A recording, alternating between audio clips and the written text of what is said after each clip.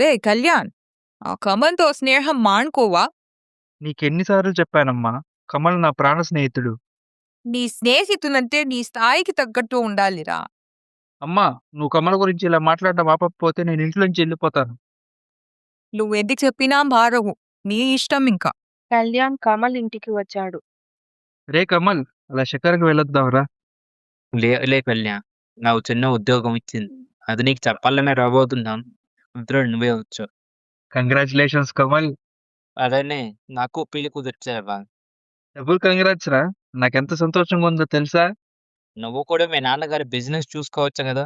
నాకు వాటిపైన పెద్దగా ఇంట్రెస్ట్ లేదురా, నీకు తెలుసు కదా. నీ ఇష్టం.